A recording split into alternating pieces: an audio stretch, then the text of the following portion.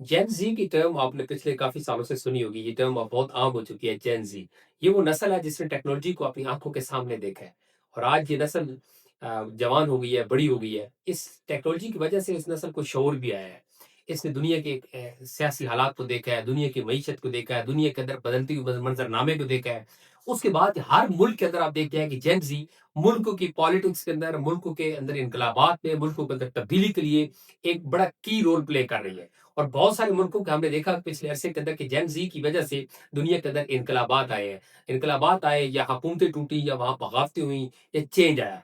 उसकी वजह ये है कि जब ये जेन ज़ी ये नई नस्ल जो टेक्नोलॉजी से आशना है, ये पूरी दुनिया को देखती है कि दुनिया के अंदर राइट्स हैं, दुनिया में हकूक हैं, इंसानी राइट्स हैं, ह्यूमन राइट्स हैं और वहाँ पर हर आपके जो मामलात हैं, काम है, आपको सही मेरिट के ऊपर होते हैं, आपके फैसले अदालतों में मेरिट के ऊपर होते हैं।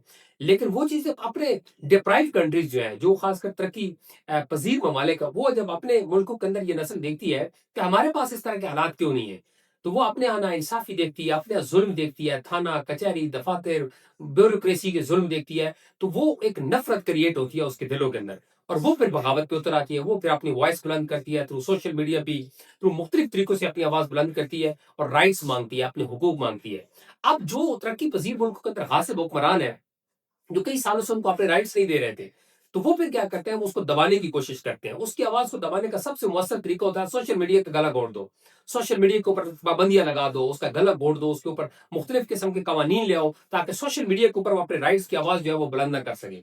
और फिर दूसरा तरीका ये होता है कि बहुत सारी वो पॉलिटिकल घिसी-पिटी पार्टियाँ जो पिछले कई सालों से, कई दहाइयों से पॉलिटिक्स कर रही थी, अपने मफादात उठा रही थी और वो उस जेन ज़ी वो अपने वो कुछ डिलीवर नहीं कर रही थी कौम को और जेन ज़ी को, इस यूथ को। तो वो फिर क्या करती है, उस यूथ को मुख्तलिफ नारों से, मुख्तलिफ तरीकों से अट्रैक्ट करने की कोशिश करती हैं अपनी तरफ कि हमारी बोली सुन लें, हमारी बात के ऊपर आ जाएँ और हम इनको अपने मफादात के लिए यूज़ कर लें। ये एक दूसरी टेक्निक होती है इस यूथ को यूज़ करने की। अब पाकिस्तान खुशकिस्मती से दुनिया के उन चंद मुल्कों के अंदर है, जहाँ यूथ सबसे ज़्यादा है। मतलब पाकिस्तान में इस वक़्त तकरीबन 70% से ज़्यादा यंगस्टर हैं, यूथ है। अब ये जो 70% यंगस्टर है, यूथ है, ये पढ़ी लिखी है, एजुकेटेड है, बाशऊर है, सोशल मीडिया ने इसको शऊर दे दिया है। अब ये अपने राइट्स माँगती है। ये अपने हकूक के लिए आवाज़ बुलंद करती है। जब ये अपने राइट्स माँगती है, हकूक के लिए आवाज़ बुलंद करती है, तो ज़ाहिर है उन पुरानी पार्टियों को जो चीज़ 40-40 साल से हुक्मरान चली आ रही है, उनको ये बात अच्छी नहीं लगती। तो वो क्या कर रहे हैं कि वो फिर मुख्तलिफ तरीकों से इस यूथ को डिट्रैक्ट करने की कोशिश कर रहे हैं। अब पिछले 10-15 साल से अवामी तहरीक ने आवाज़ बुलंद की थी, सबसे पहले निज़ाम बदलने की बात की थी, कि जब तक इस मुल्क का निज़ाम नहीं बदला जाएगा, उस वक़्त तक इस मुल्क के अंदर कोई तब्दीली नहीं आ सकती। ये डॉक्टर साहब ने उस वक़्त बड़ी ज़बरदस्त तरीके से बात की, इस शऊर को बुलंद किया, ये आवाज़ उठाई और फिर देखते-देखते बहुत सारी दूसरी जो ऐसी पार्टियाँ जो रवायती सियासी मज़हबी पार्टियाँ हम उनको कह सकते हैं या सियासी पार्टी कह सकती हैं, जो पिछले 50, 60, 70 साल से सियासत करती आ रही हैं और पॉलिटिक्स के अंदर मुख्तलिफ तरीकों से इंतखाबात के अंदर हिस्से लेती आ रही हैं, इन रही हैं इस निज़ाम के अंदर, इस निज़ाम की बेनिफिशियरी हैं, इस निज़ाम के हिस्सेदार हैं। वो उन पार्टियों ने भी वो नारा हाईजैक कर लिया। उन्होंने कहा, वाह! ये कमाल है, ये नई चीज़ मिल गई। अगले 10-20 साल इसके ऊपर खेलो, कि हम इस मुल्क का निज़ाम बदल देंगे। निज़ाम बदलो तहरीक हम शुरू करेंगे। भाई पिछले आप 30-40-50 साल कहाँ थे, आपने निज़ाम बदलने की कोशिश नहीं की। तो ये एक तरीकाकार है यूथ को डिट्रैक्ट करने का। हालाँकि उनके पास निज़ाम की तब्दीली का ना कोई एजेंडा है, ना कोई प्रोग्राम है, ना उनके पास कोई सिस्टम है। निज़ाम बदलो, उनसे बंदा पूछे कि आप निज़ाम कहते किसको? कौन-सा निज़ाम बदलोगे? आपके पास अल्टरनेट निज़ाम है क्या? उनके पास नहीं होगा। जबकि जिसने ये शऊर दिया था, जिसने ये निज़ाम बदलने की बात की थी, उनके पास तो पूरा प्लान मौजूद था। लेकिन जो ओरिजिनल और कॉपी होता है, उसमें ज़मीन आसमान का फ़र्क होता है। अब यहाँ पर क्या हो रहा है, रेप्लिका आ रहे हैं, कॉपीज़ आ रही हैं। उसी नारे को कॉपी करके यूथ के दिलों में डाला जा रहा है, हम इस मुल्क के निज़ाम को तब्दील कर देंगे। अरे भाई कौन-सा निज़ाम हम, ये चीज़ आपने देखी है सबसे पहले जब मैंने पिछली एक वीडियो के अंदर भी बात की थी इकरारुल हसन ने, उसने देखा कि ये वो जो यूथ के अंदर बहुत पॉपुलर था, वो सरेआम के वो बदमाशी का कार्ड उसका बिकता था, उसने बहुत सारे लोगों को हर शहर में जाके सिर्फ कार्ड की बुनियाद पे अपने साथ जोड़ लिया था। अब वो शहर-शहर जाके ये लोगों के यूथ के दिमागों के अंदर ये बात डाल रहा है कि जनाब आम आदमी इन लीडरों के पीछे भागना छोड़ दो। आम आदमी क्यों नहीं वज़ीर-ए-आज़म बन सकता? आम आदमी को ऊपर आना चाहिए। अब ये बज़ाहिर नारा तो बहुत अच्छा लगता है। मतलब इसमें मैंने देखा है सोशल मीडिया के ऊपर इस पे डिबेट चली है और लोग कहा ये बात तो गलत नहीं है, बात तो बिल्कुल ठीक है कि आम आदमी को आना चाहिए। लेकिन भाई टेक्निकली ये बात ठीक है, लेकिन प्रॉब्लम इसके अंदर ये है कि आप उस यूथ के उस शऊर को, उस नॉलेज को, वो जो इतने अरसे में किसी ने डेवलप किया है, जिसने किसी ने शऊर उजागर किया है, उसको आप डिट्रैक्ट करना चाहते हो, इस नारे के लिए। दिस इज़ रीज़न कि ये नारा आप गलत लगा रहे हैं। اور دوسری چیز آپ کو میں نے لاسٹ ٹائم بھی ذکر کی تھی کہ ایک عام آدمی جس کے پاس انٹرنیشنل ایکسپوجر نہیں ہے، جس کے پاس حکومت گری کا اسکل نہیں ہے، جس کے پاس متبادل نظام نہیں ہے، اس کو آپ وزیر اعظم بنا بھی دو گے تو اس سے پہلے بھی سے زیادہ بیڑا غرق کر دینا ہے اس ملک کا. اور یہی پچھلے 35-40 سالوں سے ہمارے ساتھ ہوتا رہا ہے. جو ہمارے یہ صاحبان اقتدار ہیں، مجھے بتائیں ان کی کیا کوالیفیکیشن ہے، ان کے پاس کیا ایکسپیرینس ہے، سوائے اس کے کہ ان کے پاس دھاندلی سے انہوں نے پیسہ اکٹھا کر لیا، بہت ساری تجوریاں پڑھ لی اور پیسے کی طاقت کے اوپر یہ راج کرتے ہیں. اس کے علاوہ ان کے پاس کیا اسکل ہے؟ اس کے لیے میں نے پہلے بھی عرض کیا تھا کہ عام آدمی کو وزیر اعظم بنانا اہم نہیں، اہم یہ ہے کہ جینوئن لیڈر کو پہچاننا، جس لیڈر نے نظام کی تبدیلی کا ایجنڈا دیا، جس لیڈر کے پاس متبادل نظام موجود ہے، جو واقعی اس قوم کو صحیح جینوئن نظام دے سکتا ہے اور ڈلیور کر سکتا ہے، اس لیڈر کی پہچان کرنا یہ اہم ہے. لیڈر کے بغیر اگر آپ عوام کو وزیر اعظم بنا بھی دیتے ہیں، آپ کہتے ہیں یوتھ کو میں اس پہ موبلائز کر رہا ہوں، آپ لیڈروں کے پیچھے مت بھاگیں.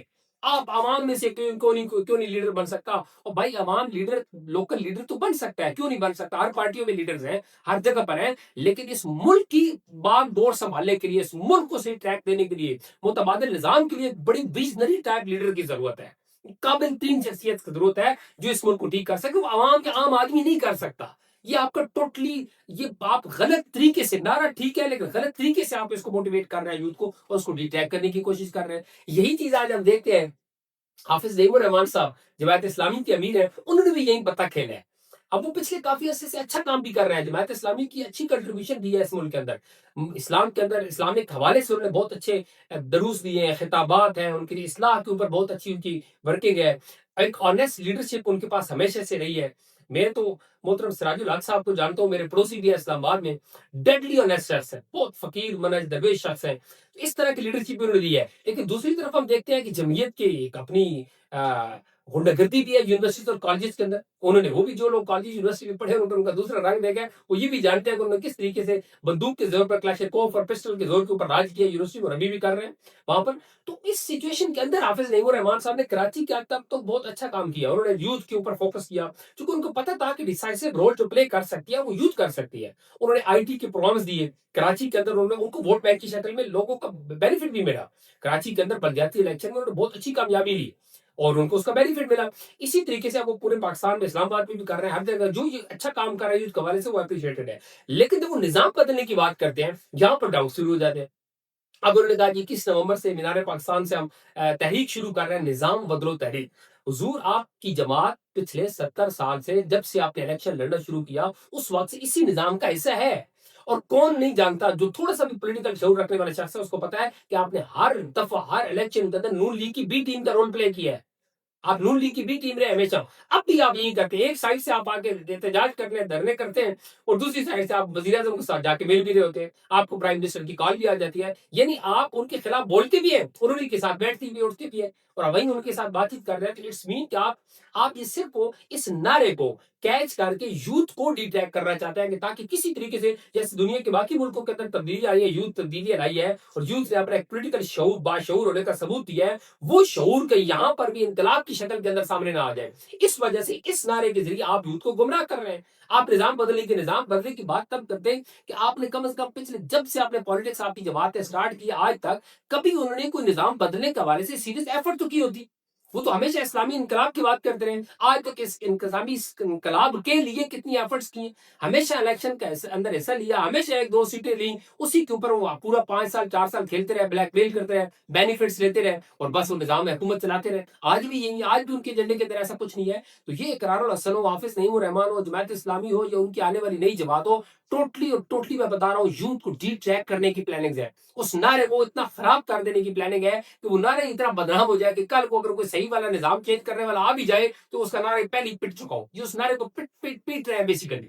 اس نعرے کو چونکہ ان کے پاس کوئی پروگرام نہیں ہے، کوئی سسٹم نہیں. پاکستان کا تو پورا نظام کینسر زدہ ہو چکا ہے، کون نہیں جانتا، اور آج سے نہیں، ہمیشہ سے ایسی ہے.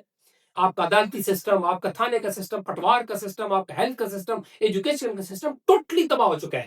جن لوگوں کو روزانہ سرکاری دفاتر سے واسطہ پڑتا ہے، بیوروکریسی سے واسطہ پڑتا ہے، ان کے رویے، ان کے بیہیویئر، ان کا ایٹیچیوڈ، ان کے پراؤڈ، ان کی ڈیلنگ، وہ دیکھ کے انسان کو غصہ آتا ہے کہ کس طرح کے لوگ بیٹھے ہیں یہاں ہمارے ملک کے اندر، اور کس طرح ہمارے ادارے اور نظام چل رہا ہے. تو یہ نظام بیسیکلی کینسر زدہ ہو چکا ہے. اب اس نظام، کینسر زدہ نظام کو ٹھیک کرنے کے لیے سر ایک سرجن کی ضرورت ہے، ایک قابل لیڈر کی ضرورت ہے، ایک دلیر لیڈر کی ضرورت ہے جو جرت کے ساتھ بات کر سکے, جس کو یوتھ مانتی ہو, جس کو یوتھ فالو کرتی ہو, جس کے پیچھے یوتھ کھڑی ہو.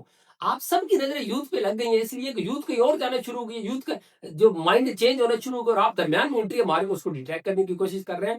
تو سر ایسا نہیں چلے گا. لیڈر چاہیے, سرجن چاہیے, ایک قابل ویژنری شخص چاہیے جو اس ملک کو صحیح ڈائریکشن اور صحیح ٹریک دے سکے, تب اس ملک کو قوم کا مقدر بدلے گا. Thank you very much.